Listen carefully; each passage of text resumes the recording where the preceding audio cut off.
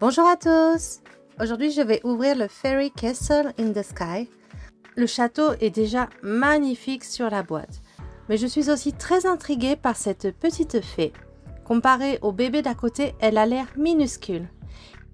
Il y a pas mal d'activités à faire dans ce château en plus. Tout le monde le sait, j'adore la Misty Forest Series. Et là, je suis plus que contente qu'une nouvelle série avec des fées ait vu le jour. Et j'espère que dans le futur, nous aurons d'autres sets incluant ces petites fées. Ce set, à mi-chemin entre la série du parc d'attractions et la Misty Forest, sera parfait pour faire une liaison entre les deux. Sur le côté de la boîte, on peut voir ce que cela donne si l'on ajoute le dirigeable, mais surtout, la ficelle de la fleur balançoire peut être reliée au Baby Mermaid Castle ou au Baby Amusement Park, c'est vous qui voyez. Allez, je vais commencer l'unboxing.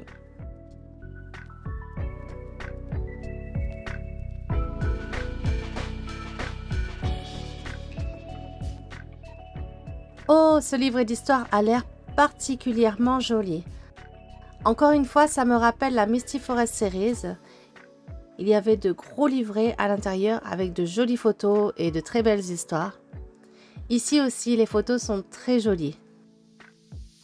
Bon, je lirai l'histoire plus tard parce que là, j'ai un château à construire moi.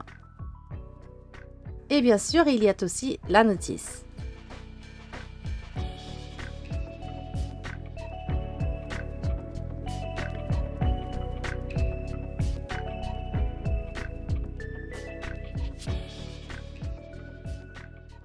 Ok, les sets avec de l'eau sont généralement très beaux. Mais celui-là est particulièrement bien détaillé. Les fleurs sur les nuages, les fleurs dans l'eau, etc. C'est vraiment très beau. La partie avec les plantes, il y a des espaces prévus pour les figurines. J'aime beaucoup ce genre de petits détails. Pour les displays, c'est en général pratique. Pour la porte, il faut faire attention au sens. Tiens, d'ailleurs, la porte est flexible. Un sachet de fleurs pour décorer le château.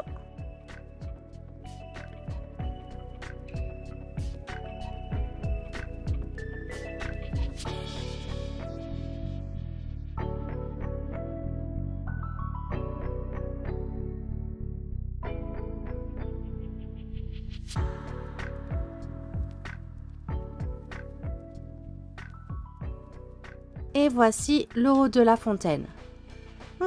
Franchement, c'est très joli.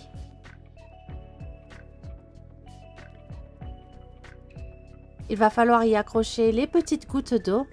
Il y a 3 tailles différentes, alors vous pouvez les arranger comme vous voulez. Comme vous pouvez le voir, j'ai testé plusieurs combinaisons avant de trouver celle qui me convenait.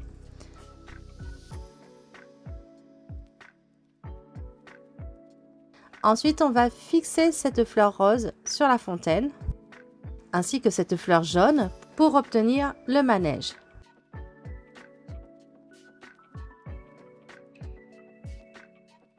Oh, intéressant! Ça monte et descend en suivant la forme de l'eau. On passe au château. Je le trouve absolument magnifique. Il y a plein de petits détails et les couleurs sont bien assorties. Derrière, comme toujours, on y retrouve quelques emplacements pour les figurines.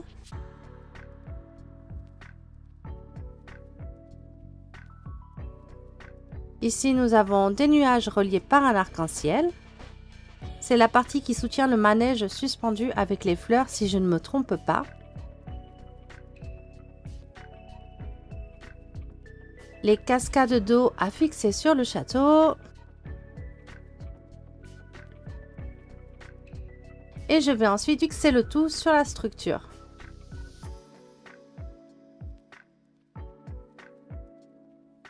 Mon Dieu, qu'est-ce que c'est grand!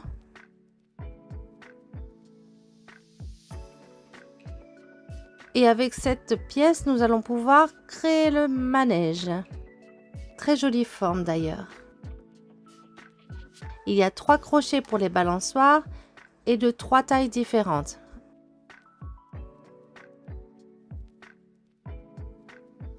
Et voici la première balançoire. On dirait une tulipe. Franchement, c'est vraiment trop mignon. Je craque complètement. La porte peut aussi s'ouvrir. Un peu comme le manège du Mermaid Castle avec les méduses. Et il y en a aussi une orange et une bleue.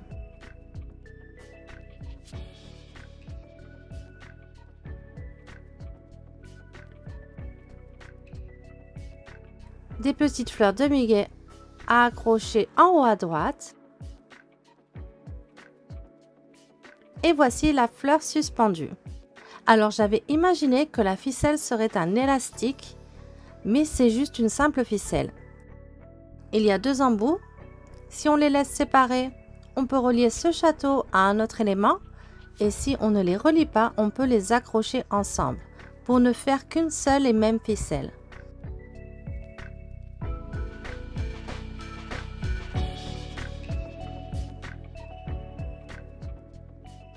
Il y a un petit crochet derrière pour faire tenir le tout.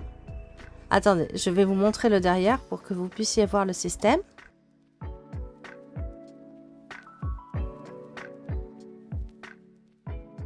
Et on arrive à la fin des accessoires.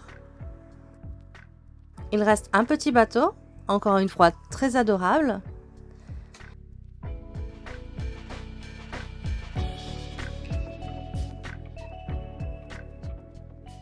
Une table en forme de fleurs jaunes et une petite chaise en forme de papillon. Je vais les mettre dans le château, puis on va passer aux figurines.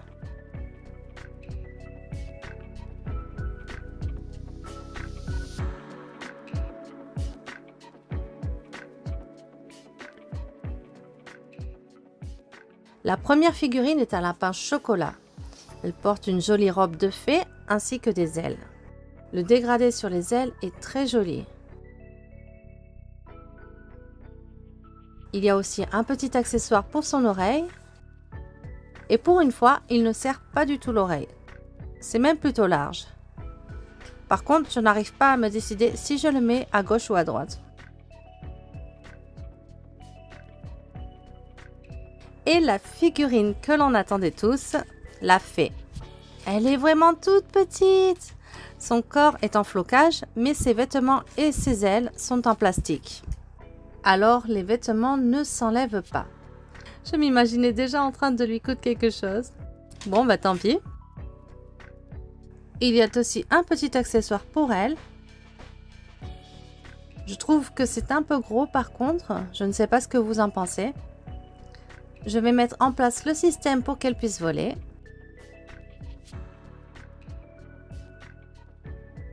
Et voilà ce que ça donne avec le socle. Mais on peut aussi retirer le socle et la fixer sur la structure. Comme ici par exemple. Et voici d'autres emplacements possibles.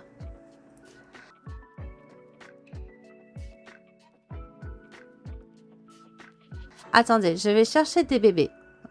Voici la différence de taille entre un nouveau-né et une fée.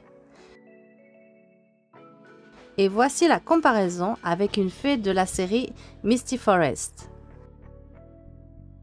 Cette fée a une autre position et la taille semble similaire.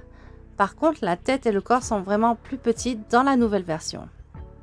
Allez, il est temps d'ajouter de la vie à ce château.